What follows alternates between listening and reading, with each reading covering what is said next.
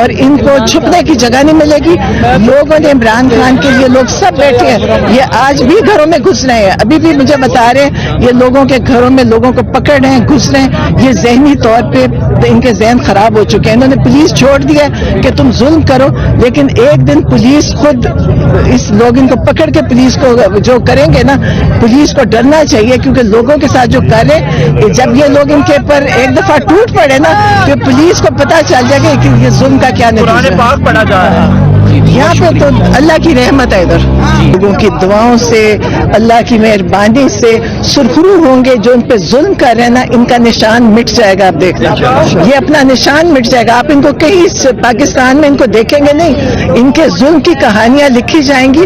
جب یہ تاریخ لکھی جائے گی نا تو یہ دور لکھا جائے گا کہ اس دور میں کیا کیا ہوا تھا, کہ عورت, بچے سب کے ساتھ انہوں نے کیا کیا. جن لوگوں کو شہید کیا ان کے بھی نام تاریخ میں آئیں گے, اور جو یہ وقت گزرے اس میں بھی آئیں گے, کہ جو جیلیں لوگوں کو, بے گناہ لوگوں کو جیلوں میں ڈالے, اس کی بھی یہ حساب دیں گے انشاءاللہ. آپ دیکھنا ان پہ بڑا برا وقت آنے والا ہے, اور وہ شروع ہو چکا ہے. ان کا برا وقت شروع ہو چکا ہے. تو آپ کیا سمجھتے ہیں اس اسٹریٹ موومنٹ سے 8 فروری کو جو ایک کال دی ہوئی ہے اس سے پورا پاکستان جام ہوگا؟ پورا پاکستان کیا, یہ جو لوگ بیٹھے ہیں نا ظالم, یہ بھی جام ہو جائیں گے. 8 تاریخ کو سب جام ہو جائے گا. یہ جو ظالم ہے نا یہ بھی جام ہوئیں گے. آپ دیکھنا ان کے ساتھ جو ہوگا نا, یہ ایک ایک ظلم کا حساب دیں گے. آپ ان کا دیکھنا دیکھیں, یہ جو چیف منسٹر ہے KPK کا, یہ عمران خان کی تربیت میں بڑا ہوا ہے. اس کی ہمت جرت عمران خان کے پاس رہ کے تعلیم. اور پھر آپ یہ دیکھیں کہ PTI کیا زبردست جماعت ہے.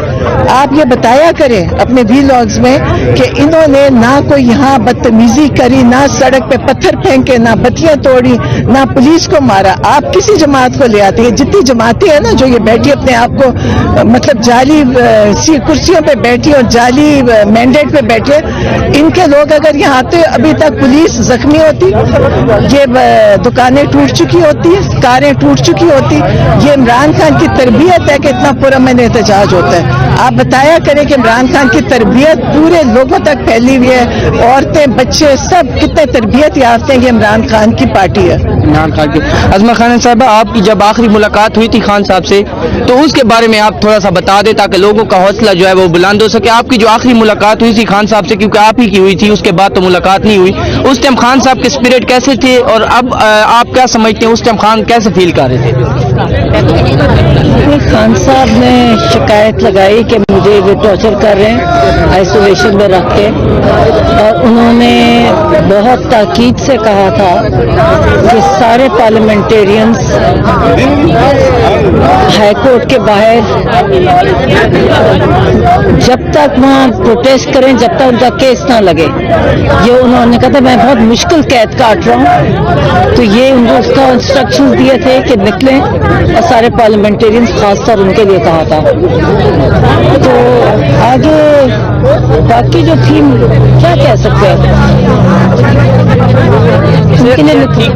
اس سے مینٹل ٹارچر سے بری کیا چیز ہوتی ہے. ویسے ماشاءاللہ صحت بالکل ماشاءاللہ ٹھیک ہے, مگر ذہنی آئسولیشن لیکن ان کا ذہنی جسمانی صحت بالکل ٹھیک ہے. یہ سوچے بھی نہ ان کی صحت کو کچھ ہو سکتا ہے, پہلے سے بھی زیادہ مضبوط اور وہ ہے. اور یہ ان کو پتہ ہے, یہ اگر جب کبھی کہتے ہیں نا عمران خان بھولنے لگے, یہ خود بھول جائیں گے. عمران خان کو کچھ نہیں ہے, عمران خان مکمل صحت میں, کیونکہ پوری دنیا سے ان کے لیے دعائیں ہیں, اور ان کے ذہن خراب ہو رہے ہیں کیونکہ پوری دنیا ان کو بدوائیں دے رہی ہے. جو ظالم ہے نا ان کو بدوائیں لگ رہی ہیں, اور عمران خان ماشاءاللہ اور انشاءاللہ بالکل ٹھیک رہیں گے اور بالکل صحت سے نکلیں گے.